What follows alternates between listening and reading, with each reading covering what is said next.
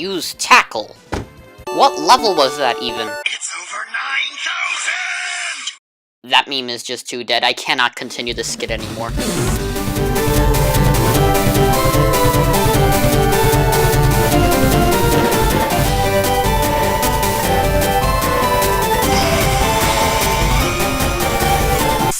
Hello and welcome, I'm the Legendary PokéMaster, and today we are going to be talking about what level Ash's Pikachu is.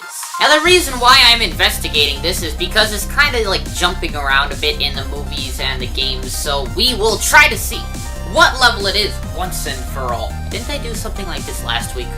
Who would actually win once and for all?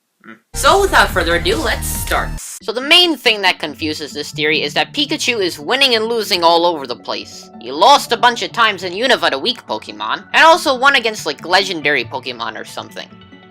Yeah, so that's why this is a theory that I'm actually covering. When we look at Pikachu in terms of rules set by the games, we see that Pikachu could be at least level 58 by the end of the Indigo League based on how it uses Thunder, which is a move that, you guessed it, Pikachu learns at level 58. But keep in mind, Thunder was first used by Pikachu in the episode where he battled Sabrina, which was only about halfway through his journey. So at this rate, we could actually estimate Pikachu's level by the end of Ash's Kanto journeys to be somewhat accurate to Red's in Gold and Silver, in the level 80 to 90 range. However, sometimes when Pikachu starts a new region, he just kind of flops over and says, I don't feel like being level 88. Either that or his level changed, which is probably more correct. Yes, I do know that Pikachu wasn't able to use any electric-type moves in that battle against Trip, but still, for a level 88 Pokemon, honestly, electric-type isn't even that effective against Snivy. This could lead me to believe a few different things, the first of which is that whenever Ash travels to a different region, it serves as a reboot of the series. It's not actually too crazy if you think about it. Ash stays 10,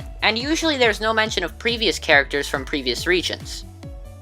Rock. It seems like the anime from Kanto to Sinnoh were actually all part of the same canon, all including Brock and having references to previous adventures in Kanto and Johto. But when Unova came, drop all that. It's all hip in 2009 now with Team Rocket not being funny and no Brock to provide adequate comic relief. That's actually basically the Pokemon I grew up with. The only problem with this theory is that Dawn appears at the very end of the Black and White series. However, Ash may have known Dawn from a different canon than Diamond and Pearl in the Black and White series, because still, there was no mention of Brock as far as I remember. Gen 6 would also have been a reboot, as would be Gen 7. This would allow for the losses of Pikachu to correspond with each level reset, losses being most prominent in the beginning of Generation 1, Generation 5, Generation 6, and Generation 7. In this case, Ash's Pikachu's level would be ever-changing, but at the end of each region would most likely be around level 80-ish. But like I said before, there is an alternative explanation, that being that there are major differences between the Pokemon games and the anime that confuse all of the theories. We're basing all of these moves that Pikachu learns off of levels, right? The thing that is only really prominent in the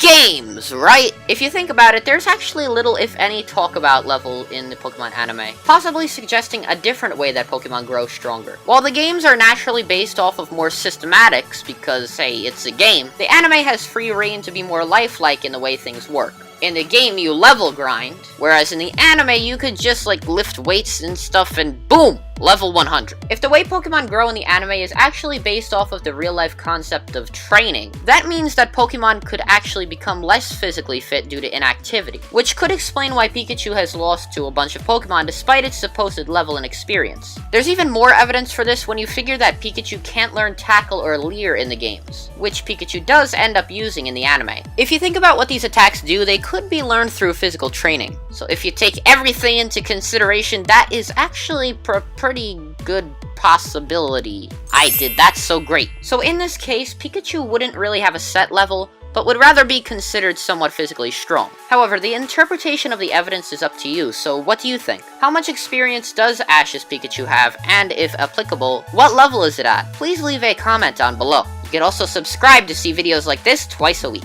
Regardless, Breakneck Blitz is underrated, and I will see you in the next video.